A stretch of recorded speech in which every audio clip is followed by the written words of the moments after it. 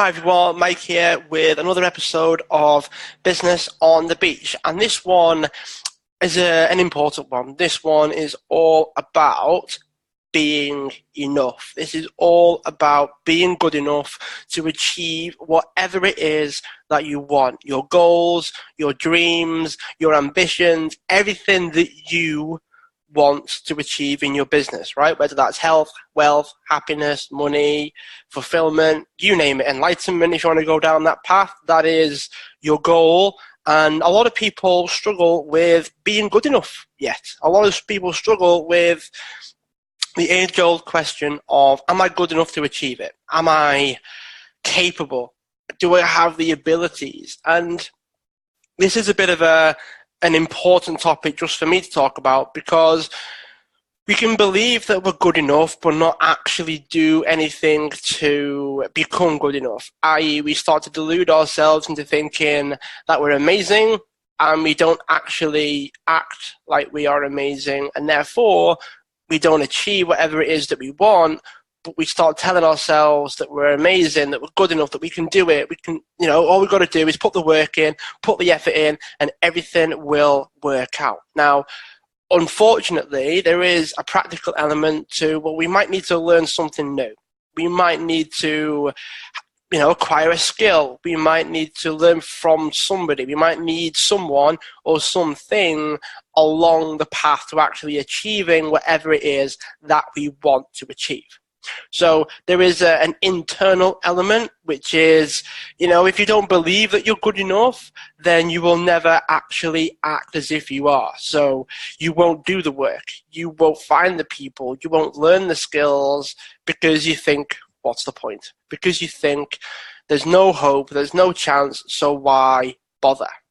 But there are people out there that just go through the belief thing. They just tell themselves the stories without actually doing something about those stories, without thinking, okay, I know I'm good enough, I can achieve it, but are there any gaps that will stop me from actually achieving it? Is there anything there that I need to work around, overcome, push through to get to the other side?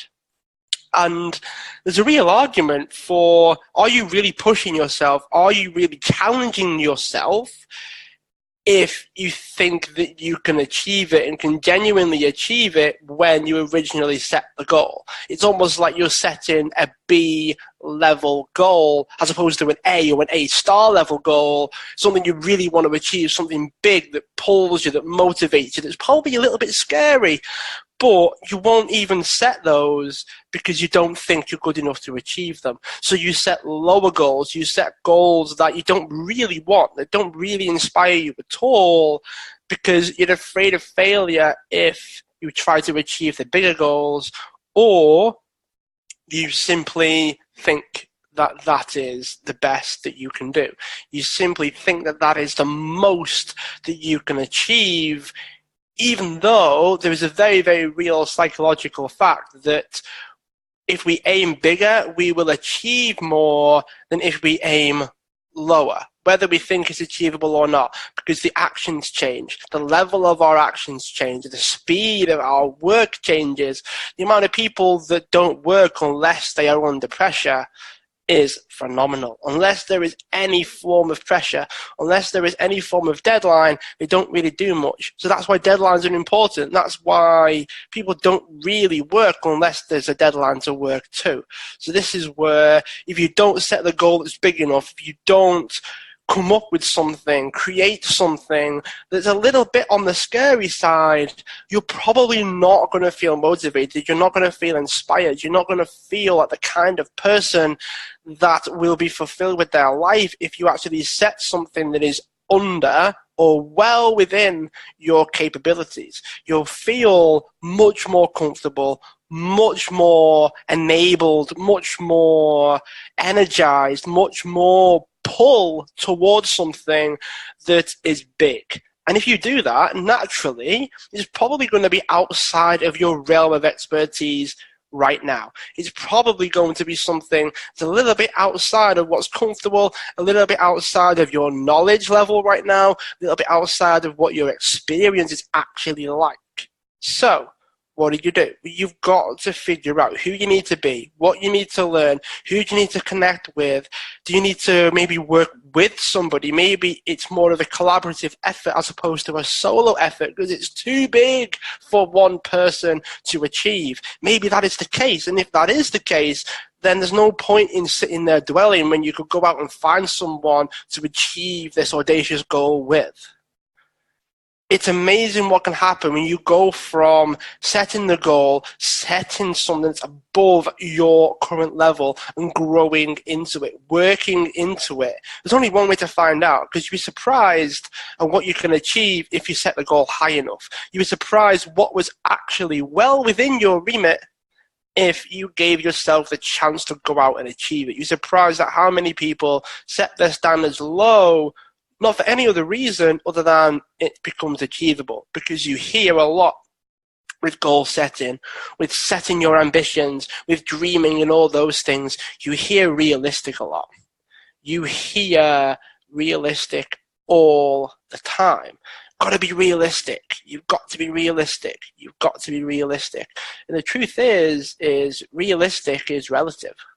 Realistic is different from person to person. Realistic is a subjective thing from the outside looking in. You know, if you're a sportsman, then winning the top level tournament or competition in your sport is probably unrealistic. But realistic is from the outside looking in. Because someone that's achieved that before, it's realistic for them to then and do it again. So that has to be something that you strive for. You've got to do it, because eventually, you know, if you do something over and over and over again, what used to be scary becomes normal. Imagine that. What used to be scary becomes normal. There are lots and lots of stories of people doing things for the first time and gradually just acting out of habit eventually. Fear no longer happens and they become underwhelmed with what they're doing and they lose motivation. Why? Because they're not striving. But when they first did it, they probably felt the fear. They probably felt like they weren't good enough. But over time, that goes away. Over time, you then become good enough because of experience. Experience is one of the key things around feeling like you're good enough to do anything.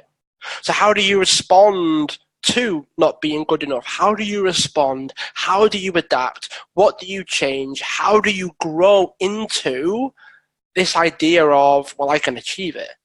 One of the key things with high achiever and high performance people is their ability to achieve something that their head tells them that they can't. Their ability to meet the expectations of themselves even without experience. The ability to do things without prior experience.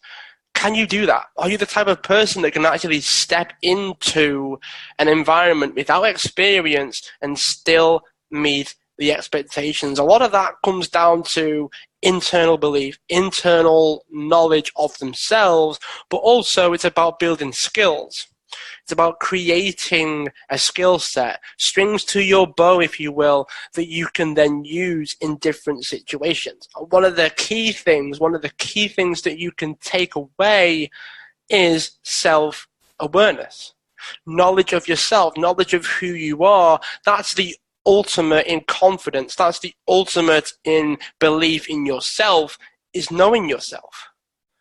If you know yourself, it's easy to have belief in someone that you know. It's easy to trust someone that you know. It's easy to do all of these things that I've been speaking about so far if it's someone that you know. And this includes you, unfortunately, or fortunately, depending on where you are right now.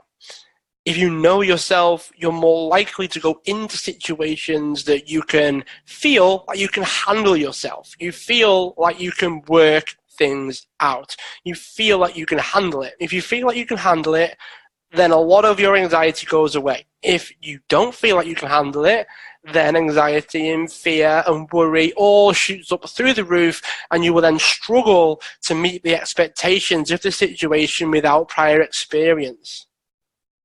But if you do trust yourself, if you do have a high level of knowledge of yourself, you're more likely to enter those situations that you have no prior experience being in and still be able to meet the demands, meet the expectations of yourself and others in those situations and get the results out of it that you want, because that's what it's all about.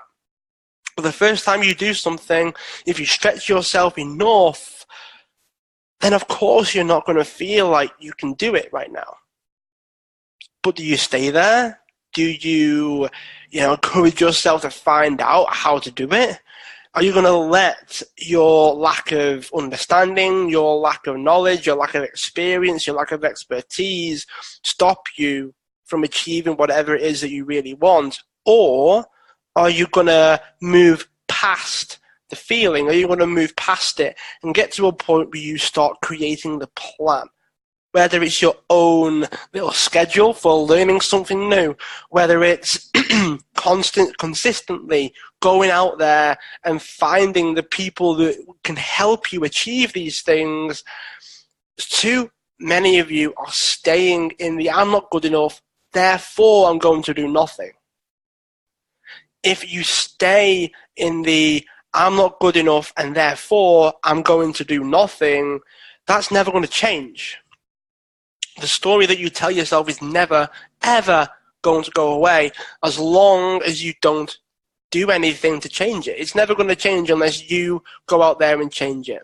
And ultimately, you can only stay in your head for so long before you've got to go out there and do it. Actions are the only thing that can really change your results, whether you believe they will change your results or not. Okay? That's what I want to say. Hopefully you've enjoyed this one. Make sure you share this out. Write a review on iTunes because I do read them. Hopefully you've enjoyed it. Share it out if you did. Tell people about the show because I've got a lot happening in the future. I can't wait. Different forms of episodes, different formats, different guests, whole heaps of stuff going on. Hopefully you've enjoyed the episode and I'll speak to you again soon.